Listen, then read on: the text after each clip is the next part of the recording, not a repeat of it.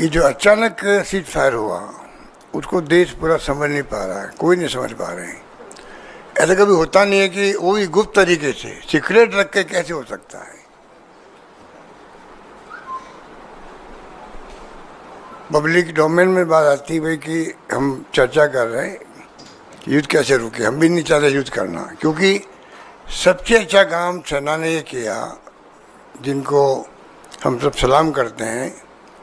उन्होंने जो है पहले दिन ही जो अटैक किया उसमें ना सिविलियन कोई जगह पर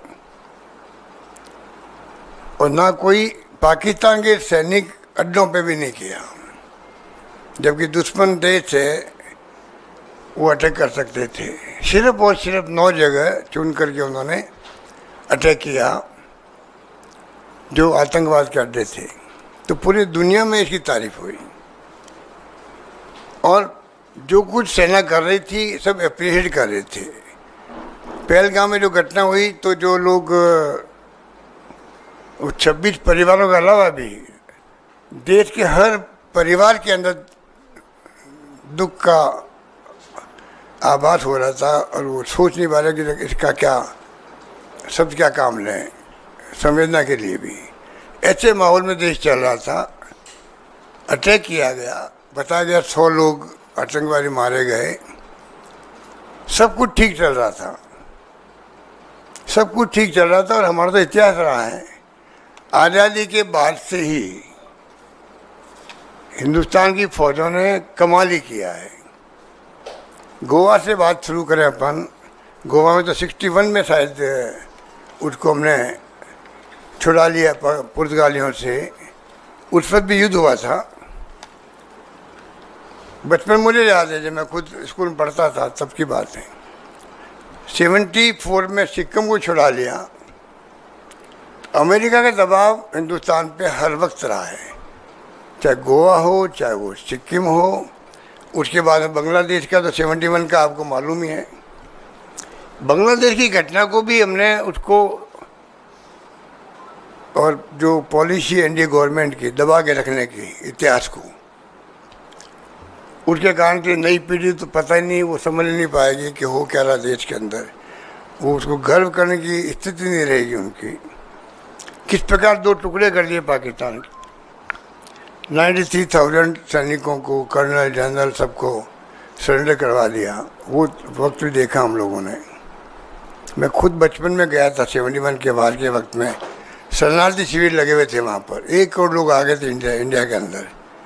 तो हम एनजीओ के माध्यम से गए वहाँ सेवा करने के लिए। तो मुझे याद है कि वो दृश्य क्या था वहाँ पर और किस प्रकार वो बाद में इतनी बड़ी जीत के बाद में उस पर भी अमेरिका का सातवां बेड़ा आ गया था। निक्सन साहब ने भेज दिया, दबाव दिया इंदिरा गांधी पर, झुकी नहीं इंदिरा गांधी, परवाह नहीं करी सातवें बेड़े की। ये भी वक्त था हमारा जब ये सब कुछ हुआ। शिमला समझौता भी हो गया कि हम 2 राष्ट्र के बीच में बात करेंगे, तीसरा राष्ट्र पिक्चर में नहीं आएगा। अभी जो ट्रम्प साहब पिक्चर में आ रहे हैं वो पता नहीं इनकी कंसर्न से आ रहे हैं सरकार की या वो अपने हिसाब से आ रहे हैं। वो भी देश के सामने स्पष्ट करना चाहिए प्राइम मिनिस्टर को, एमईए को, कि भाई वो ट्रम्प साहब जो सब कुछ कह रहे हैं आज के टाइम में, उसके पीछे क्या राज है, क्या दबाव है, हम क्यों सुन रहे हैं, स्पष्टीकरण क्यों नहीं दे रहे हम लोग। इसलिए मैं आपको कह रहा था कि सेना के बलबूते पर जो आज तक इतिहास में ये घटनाएं बड़ी बड़ी हुई। अरुणाचल प्रदेश था, चाइना का परवाह नहीं करी, उसको भी हमने स्टेट का दर्जा दे दिया। 65 का वार था, हमने देखा हमारे खुद के शहर में 500 बम गिर गए थे। तो बचपन से देखता रहे 65 का वार सेना ने जम के लड़ा। लाल बहादुर शास्त्री जी थे उस वक्त में। फिर आपको मालूम है कि किस प्रकार उस पर कुछ लोगों ने विरोध किया उनका। इन्हीं लोगों ने जो आज सत्ता में बैठे हुए हैं। 71 का बार मैंने बता दिया आपको। कारगिल के युद्ध हुआ, वो तो वाजपेयी जी थे, तभी सेना ने कमाल किया। वो बोफोर्स तोप, राजीव गांधी जिंदाबाद के नारे लगाए थे हमारे सैनिक लोग, जब तोप चलती थी तो, और उसी राजीव गांधी को बदनाम करके इन्होंने, आप सबको मालूम है मीडिया वालों को कि इनके षड्यंत्र किस प्रकार कामयाब होते हैं। जैसा भी हो गया इनका बाबा रामदेव और अन्ना हजारे के नाम से सरकार बदल जाती है, पब्लिक पर्सन बन जाता, तो ये सब कुछ हमने देखा है। जो मैं बात करना चाहता, जब सब कुछ हो रहा है तो ट्रम्प साहब ने कौन सी ठेकेदारी ले रखी है? वो ठेकेदार बन गए खुद ही, या तो खुद बन गए या हमें हमारी चुप्पी जो है हमारे देश के सरकार की, उस चुप्पी ने उनके हौसले बढ़ा दिए हैं कि सीज फायर वो कर रहे हैं कि रात भर मैंने मेहनत करी है हमारे लोगों ने। अब मेहनत करने में कौन कौन भागीदार थे ये बात स्पष्ट होनी चाहिए देश के सामने, कोई स्पष्ट नहीं हुई। अब वो कहते हैं कश्मीर का हल भी मैं कर सकता हूँ, हजारों साल से जो झगड़ा चल रहा है, जबकि 71 वार के बाद में मिस्टर भुट्टो आए थे, इंदिरा जी गई थी शिमला के अंदर, एग्रीमेंट हुआ लिखित के अंदर कि कोई तीसरा मुल्क, इवन यूएन भी पंचायती नहीं करता है। 2 मुल्कों के बीच में बात होगी हमेशा कश्मीर के बारे में लेकर के। ट्रम्प साहब तो उसकी तरफ भी बात करने लग गए। बहुत खतरनाक बात है, वो बहुत खतरनाक बात है। मैं रिपीट करना चाहता हूँ, बहुत खतरनाक बात है कि मिस्टर ट्रम्प कह रहे हैं कि कश्मीर का मुद्दा मैं हल करवा दूंगा, पता नहीं वो किसके पक्ष में फैसला कर देंगे। तो ये जो बार बार मैं देख रहा हूँ, और ट्रम्प साहब ने तो हिंदुस्तान पाकिस्तान को बराबर ला के रख दिया। जो उनके ट्रम्प ट्वीट आते हैं, कहाँ तो हिंदुस्तान कहाँ पाकिस्तान, उसका आपने इस प्रकार कर दिया कि लोग, और फिर अभी पीएम की स्पीच होने वाली है। ऐसा तो नहीं है कि अमेरिका को मालूम नहीं था, तमाम मुल्कों को मालूम होता कि क्या होने वाला किस मुल्क में, वो तो अमेरिका है। इधर prime minister Modi ji address करने वाले थे, उसके पहले ट्वीट कर दिया उन्होंने कि दोनों मुल्कों को हमने कहा कि अगर व्यापार करना है तो आपको युद्ध बंद करना पड़ेगा। ये तमाम बातें जो हो रही है, इसका जवाब प्रधानमंत्री जी ने नहीं दिया। ये मेरी शिकायत उनसे, जवाब तो उनका देना चाहिए था। बाकी बड़ी बड़ी बातें आपने करी, अच्छी बात है, समय बताएगा कि जो बातें आप कर रहे हो वो कितनी हम कामयाब हो पाते हैं आने वाले वक्त में। भगवान करे कोई आतंकी घटना हो ही नहीं, अब कभी भी नहीं हो। हमारा तो ये ध्येय होना चाहिए था कि हमेशा के लिए पाकिस्तान की ऐसी स्थिति कर दें हम लोग, कम से कम वो जो है आतंकवादी घटना करने के काबिल नहीं रहे वो, और एकदम अचानक सीज फायर हो गया। पूरा देश सख्ते में आ गया है कि भाई ये हो क्या गया, समझ के परे है। इस प्रकार से जो, और इधर तो हो रहा सीज फायर है और 2 घंटे बाद में वापस अटैक हो रहे हमारे ऊपर। तो दुनिया क्या सोच रही होगी कि पाकिस्तान घबरा गया या कौन घबरा गया जिससे कि सीज फायर भी हो रहा है। सरकार कह रही है कि जो डायरेक्टर जनरल थे मिलिट्री ऑपरेशन के, उनका फ़ोन आया हमारे पास में पाकिस्तान के, कम युद्ध बंद करना चाहते हैं। इन तमाम बातों की सच्चाई जब तक सरकार नहीं बोलेगी, सूत्र के आधार पर आप लिखते रहेंगे मीडिया वाले, सूत्र के आधार पर लिखना और वक्तव्य देना सरकार का रात दिन का फर्क होता है। आप भी समझ सकते हैं। अभी तक स्पष्टीकरण कहीं से नहीं आ रहा है। तो ये मैं कह रहा था कि अभी भी आज 13 तारीख को मैं देखा, कल का भी कहा इंडिगो की फ़्लाइट, एयर इंडिया की फ़्लाइट सब कैंसिल कर दी गई। अमृतसर में, चंडीगढ़ में, राजस्थान के हिस्से में, लेह में, लद्दाख में, या आपका श्रीनगर में भी। तो ये अभी तक क्या हो रहा है पता नहीं। हालांकि मिलिट्री वाले कह रहे हैं कि ऐसी कोई बात नहीं है।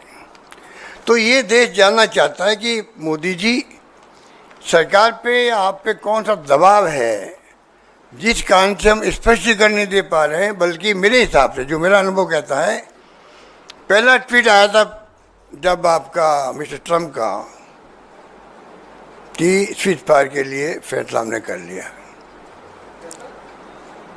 तब उनको सरकार की तरफ से आना चाहिए था कि तीसरा पक्ष इसमें कोई पंचायत नहीं करेगा, ये हमारी पॉलिसी 71 की बनी हुई है, ये कहना चाहिए था। उसके बजाय ट्रम्प साहब बार बार ट्वीट करते जा रहे हैं, कभी ट्रेड को लेकर के कह रहे हैं, कभी वो कश्मीर को लेकर कहने लग गए। तो ये जो हो रहा है ये बहुत आशंकाएं पैदा करता है और हम सब देशवासियों के लिए चिंता का विषय होना चाहिए। क्योंकि अविलंब क्यों नहीं MEA ने बात करी, क्यों नहीं स्पष्टीकरण दिया, ये आज भी सवाल हमारे सामने खड़ा है। कल PM जब बोले थे तो हमें उम्मीद थी कि किसी न किसी रूप में प्राइम मिनिस्टर खुद जो है इन तमाम बातों को क्लैरिफाई करेंगे। वो कल चूक गए हैं डैमेज कंट्रोल करने में।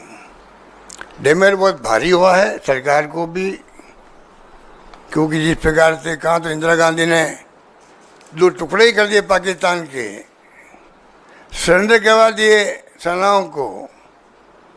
और यहाँ तो 3 दिन का मामला था, सेना अच्छा काम कर रही थी, घुस रहे थे उनके अंदर और अचानक ही सीज फायर खबर आ गई। कहाँ कमजोरी ये बताए, सरकार बताए कहाँ कमजोरी है। क्योंकि देखिए 11 साल के बाद में मैंने अनुभव किया है कि देश में पक्ष विपक्ष एक नज़र आया, नंबर 1। नंबर 2, माहौल ऐसा बन गया, पूरा मुल्क एक है, पूरी दुनिया के मुल्कों में एक मैसेज गया, हिंदुस्तान वो मुल्क है जहाँ पर पूरा मुल्क ऐसे वक्त में एक खड़ा हो जाता है, पक्ष विपक्ष और आम जनता भी। ये माहौल तो मोदी जी के आने के बाद तो समाप्ति हो गया था। वो इनकम टैक्स ED CBI के राज चल रहा था पहली बार, और उसने ED ने काफ़ी पक्ष विपक्ष को भी डिस्टेंस कर दिया, डिस्टेंस बढ़ा दी उनके बीच में। पहली बार मैंने देखा इतना शानदार माहौल बना। राहुल गांधी जी ने जब कहा पूरा विपक्ष आपके साथ खड़ा है, रिपीटेडली कहा उन्होंने, और कहा नहीं खाली निभाया, सब तरह से निभाया हम लोगों ने। माहौल बन गया देश के अंदर एकजुटता का, सेनाओं का हौसला ही बढ़ गया कि सब पूरा मुल्क हमारे पीछे खड़ा है। तो क्या कारण था कि ये सब कुछ उलट गया, ये समझ के परे है, हमें समझ नहीं आ रही है। पहलगाम में भी अभी घटना हो गई, उड़ी में पहले हो गई, आपने सर्जिकल स्ट्राइक कर दी। पुलवामा में 50 किलो RDX वो रहस्य बना हुआ अभी तक भी कि कहाँ से आया, न कहाँ कुछ हुआ। करीब 40-50 लोग मारे गए हमारे उस वक्त में भी। ये तमाम बातें दिमाग में घूमती रहती है। पठानकोट की घटना के वक्त तो जो ISI वाले को बुला रहे हैं यहाँ पर, वो अभी तक मेरे समझ में नहीं आ रहा है उनको क्यों बुलाया गया था। तो देश में एक तरफ सेना पे हमें गर्व है, उनका शौर्य, उनका पराक्रम एक्स्ट्रा ऑर्डिनरी है और पूरा विश्व उसका लोहा मानता है, और उसके बाद में फिर इस प्रकार की अचानक घटना हो जाना, ये थोड़ा मैं समझता हूँ कि कई तरह के प्रश्न खड़े हो करते हैं। ये थोड़ा दिमाग के अंदर हम सबके हैं। और इसके अलावा मैं आपको कुछ कहना चाहूँगा कि ये जो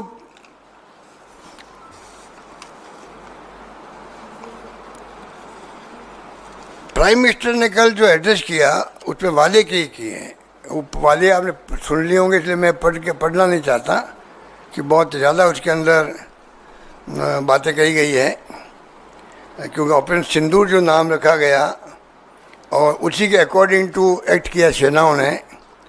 पर अभी इसके बाद में जो मैं देख रहा हूँ कि प्राइम मिनिस्टर ने कहा न्यूक्लियर ब्लैकमेलिंग नहीं चलेगी, अच्छी बात है। POK पे और आतंकवाद पे बात होगी, बहुत अच्छी बात है। जो बातें उन्होंने कल कही है कि हम उसके अलावा आतंकवादियों को, उनके पनाहगारों को कोई अंतर नहीं करेंगे, नज़र रहेगी हमारी, कार्रवाई जारी रहेगी। ये जो आपका वो कह रहे कि जो ऑपरेशन सिंदूर है ये अस्थायी रूप से स्थगित हुआ है। मैंने तो कभी सुना नहीं आज तक कि अस्थायी रूप से भी सीज फायर होते होंगे। सीज फायर का मतलब सीज फायर होता है, सोच समझ के होता है। इसका मतलब ये सीज फायर भी बिना सोच समझ के हुआ है। पता नहीं सीज फायर का क्या होगा, कब वापस भड़क जाए पाकिस्तान, कोई पता ही नहीं इसका मतलब। जब आप कह रहे हो कि तो अस्थायी है, तो अस्थायी है आपका सीज फायर,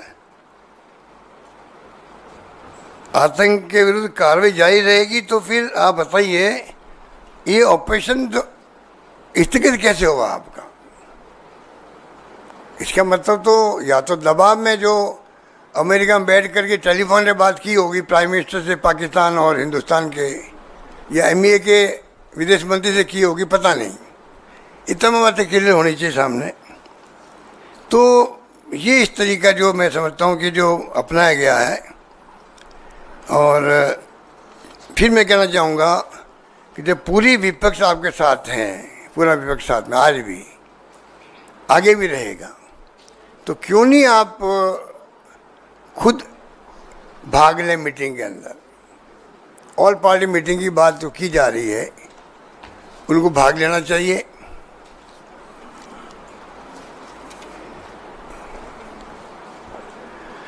ये भाग ले नहीं रहे प्राइम मिनिस्टर, क्योंकि ये समझ के पर है कि इस देश का पूरा विपक्ष एक सुर में मांग कर रहा है, सपोर्ट कर रहा है आपको, साथ में मांग कर रहा है। मांग क्या कर रहा है? पब्लिक डोमेन में सब बातें आ जानी चाहिए। अगर पार्लियामेंट सेशन चलेगा, उसमें बहस होगी, तो आपकी सोच क्या है, पाकिस्तान में एक्चुअल में क्या हुआ, आपने क्या किया, आपकी नीति क्या है, जो आप कल बोले हो, ये अगर रिकॉर्ड में आती है, पूरा देश सुनता है। ऑल पार्टी मीटिंग में कई सुझाव आते रहते हैं। 2 मीटिंग आप की है, आप खुद नहीं गए, अब तीसरी मीटिंग में आप कुछ चले जाइएगा मान लीजिए, और मैसेज अच्छा जाएगा देश के लिए। सेशन बुला लीजिए पार्लियामेंट का, कुछ दिक्कत नहीं होनी चाहिए। क्योंकि राहुल गांधी जी खुद आगे बढ़ कर के हमें चेता रहे हैं, वार्न कर रहे हैं देश को। कोविड के वक्त में देख रहा था, जब उन्होंने कहा कोविड की स्थिति बनेगी, आखिर वो स्थिति बनी उस वक्त में। उन्होंने कहा चाइना पाकिस्तान के साथ में, जो आपकी चाइना के साथ दोस्ती की बात आप कर रहे हो, या जाके मुल्कों के अंदर गले मिल रहे हो कई मुल्कों के राष्ट्र अध्यक्षों से, ये तमाम बातें जो है, ये आने वाले वक्त में आपको एहसास होगा कि कितने बड़े धोखे हमारे साथ हो रहे हैं। अब बताइए, इतनी बड़ी घटना हो गई और कितने राष्ट्र हमारे साथ खड़े रहे, ये बताना चाहिए पार्लियामेंट के अंदर और ऑल पार्टी मीटिंग के अंदर। पाकिस्तान के साथ तो अजरबैजान था, और साथ में वो टर्की लग गया। टर्किया का नाम आजकल तर्किया हो गया ना, मतलब हम तो बचपन में टर्की सुनते आ रहे हैं। तो 2 मुल्क खुल के सामने आए। अमेरिका एक दिन कई बात कह रहा था, दूसरे दिन तो सीजफायर करवा लिया। बाकी मुल्क भी जो है ना, हमारे पड़ोसी और ना दुनिया के मुल्क, जिस प्रकार अन्याय हमारे साथ में हुआ था पहलगाम के अंदर, जिसके कारण ये घटनाएं हुई, खुल के आना चाहिए। मेरी दृष्टि में कोई मुल्क हमारे सामने आगे खड़ा नहीं होगा, उनका जवाब देना चाहिए प्राइम मिनिस्टर को। तो ये सरकार तो देखो, मॉरल अथॉरिटी और मॉरल करेज खो चुकी है। ये सरकार जिस प्रकार से इन्होंने सीजफायर किया है, ये मौका था पाकिस्तान के आतंकवाद को हमेशा के लिए नेस्तनाबूद करने का। ये 6 महीने बाद में आने लग जाएंगे वापस आतंकवादी। 35 साल से हम देख रहे हैं, 90 के बाद में लगातार देख रहे हैं, 35 साल हो गए, आतंकवाद रुकने का नाम नहीं ले रहा। कितने लोगों की हत्या हुई है, चाहे हमारे आर्मी के हो या पैरामिलिट्री फोर्सेज के हों, BSF के हों, सिविलियंस हो, तो कब तक भुगतेंगे? ये मौका था हमारे लिए, गोल्डन अपॉर्चुनिटी थी प्राइम मिनिस्टर खुद के लिए, देश के लिए, गवर्नमेंट के लिए, पूरे देश के लिए थी, उसको हमने खो दिया सीजफायर करके। अगर सीजफायर करना ही था तो बाकायदा PM लेवल पे बातचीत होती, या MEA के मंत्री हैं लेवल बात होती, कॉन्क्रीट बात होती कि कोई भी भविष्य में पाकिस्तान की सरकार, उनकी सेनाएं कोई भी अलाउ नहीं करेगी पाकिस्तान में टेररिस्ट के अड्डों को, अलाउ ही नहीं करेगी। तो उनके हाथ में है, मालूम होता है सरकारों को कहाँ कहाँ अड्डा लगा हुआ है टेररिस्ट का, उस पर बात होती। भविष्य में कोई अटैक नहीं होगा आतंकवादियों का आपके यहाँ पर। कुछ कॉन्क्रीट बातें होती जिसको लेके हमेशा वायलेंस होता है जम्मू कश्मीर के अंदर, वो उसके ऊपर कोई बात ही नहीं हुई और सीज फायर हो गया। धन्यवाद।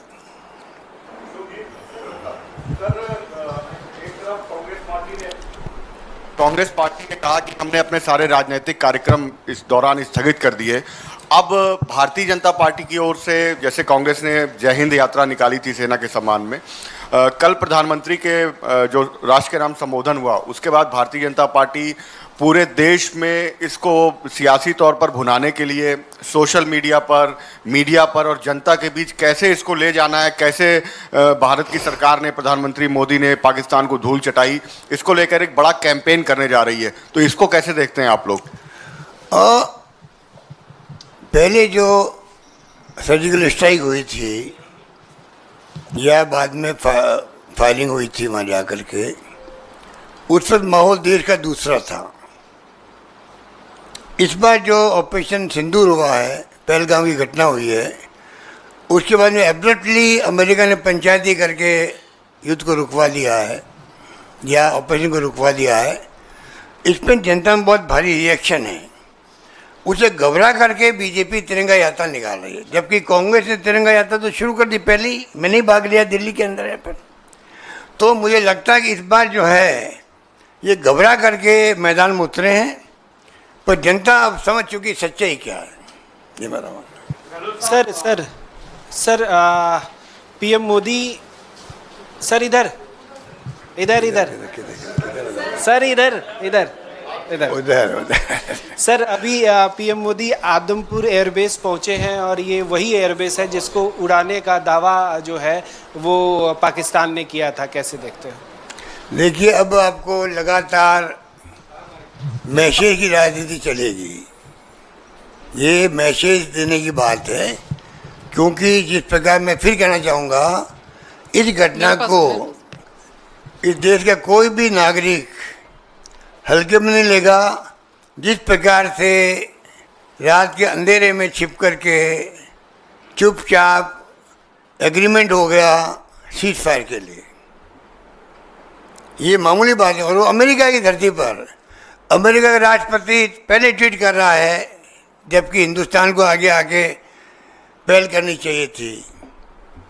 बात कोई हुई है तो बात होने के पहले ही देशवासियों को मालूम होना चाहिए था।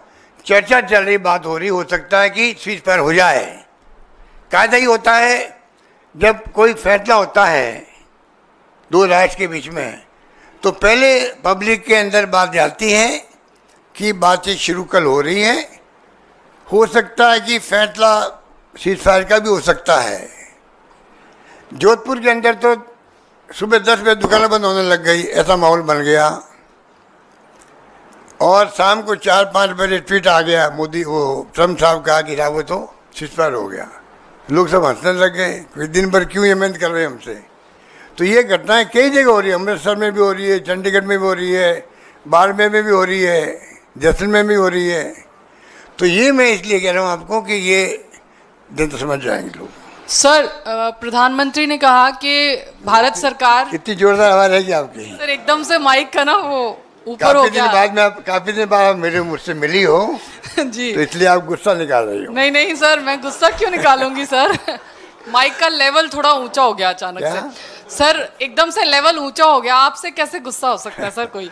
सर मैं ये बोल रही थी, प्रधानमंत्री ने कहा कि राजनीतिक, सैनिक और मनोवैज्ञानिक 3 जो ऑब्जेक्टिव अचीव करने थे ऑपरेशन सिंदूर से, वो सरकार ने किए।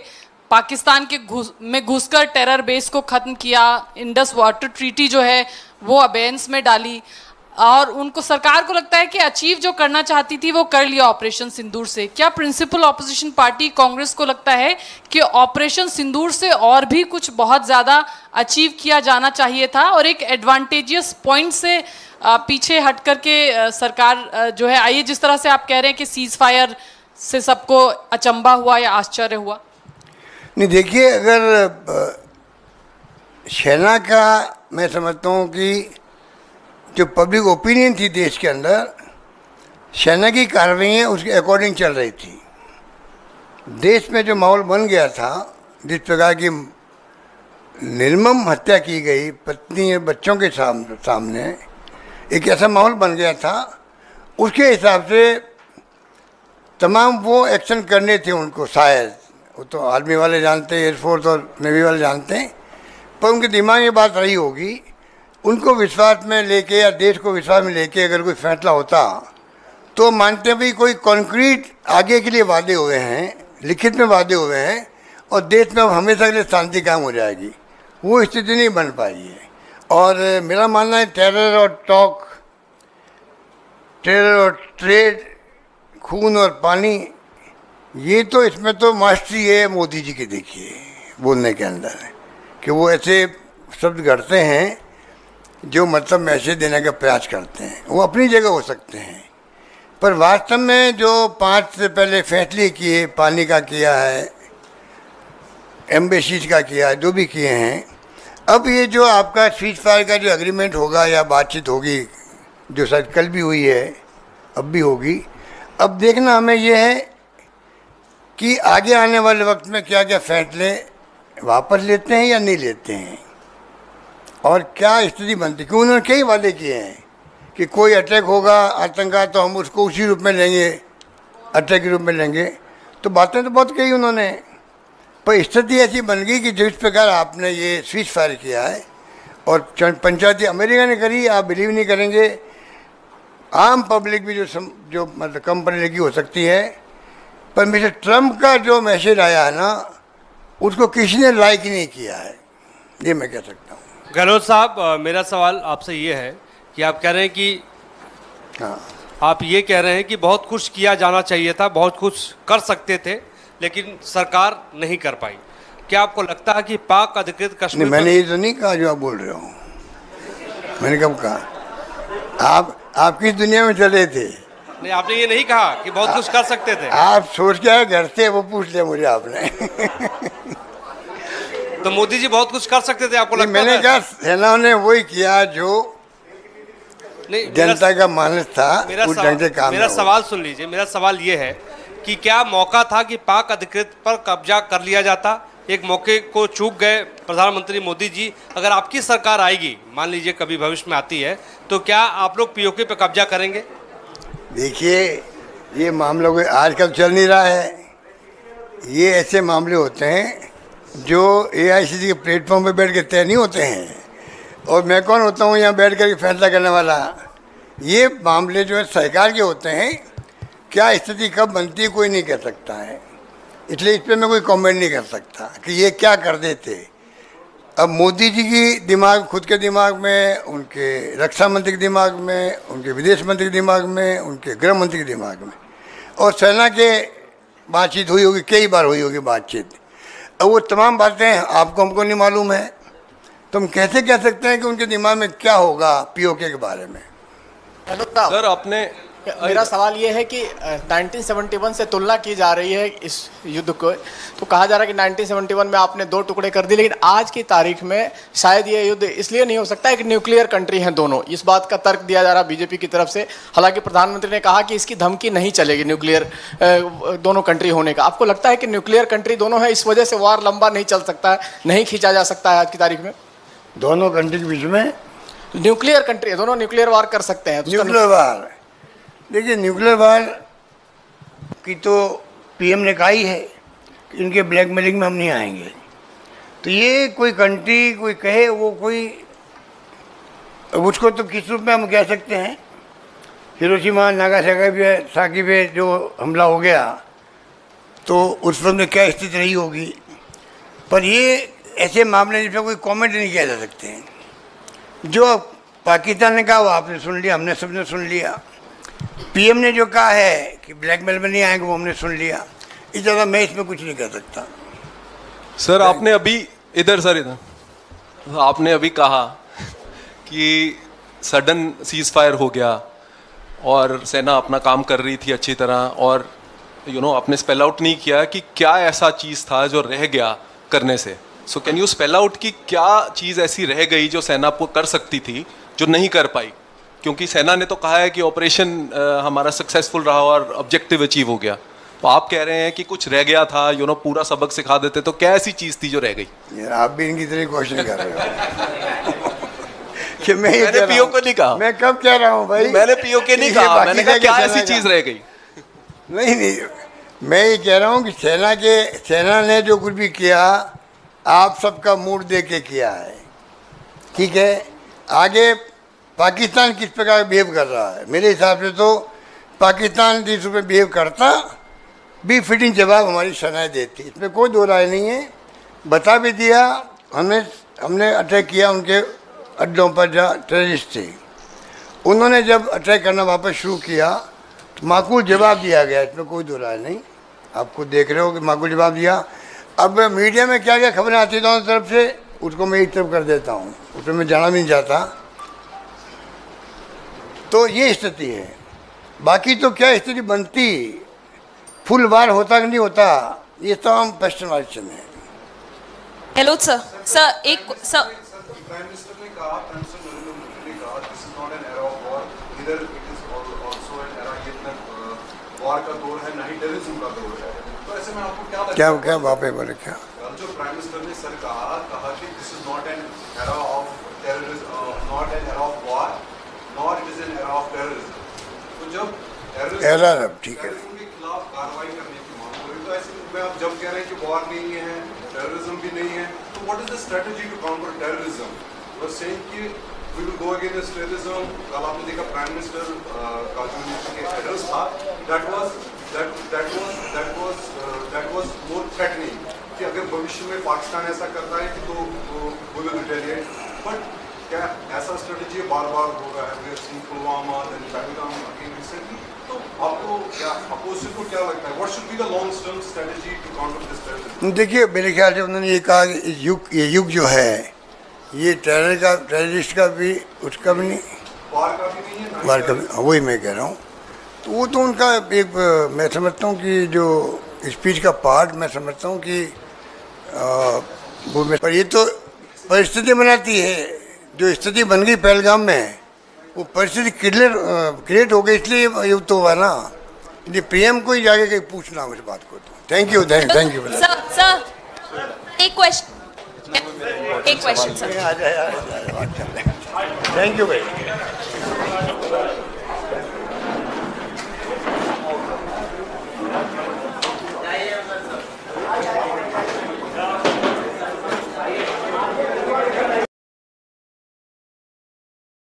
चीन आपको अब ललकारने वाला है, क्योंकि आपकी मिलिट्री पावर को चीन ने देख लिया कि कितनी बोगस है, कितनी कमजोर है।